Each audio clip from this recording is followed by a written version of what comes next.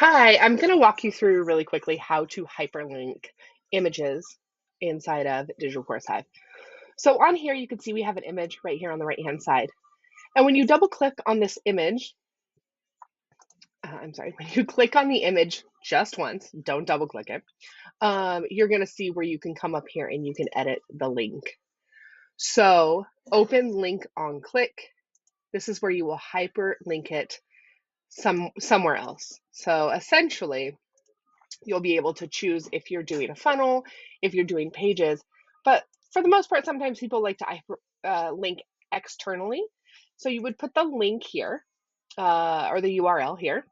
And then I often do it in a new tab. So that way they're not going away from your site entirely. It's just opening a new tab for them. If it's like an external link, a different website, somebody else's website or YouTube or something else, for instance. And you can I'll just put this here and then select, and then you are all set. Be sure to hit save and your image is fully hyperlinked.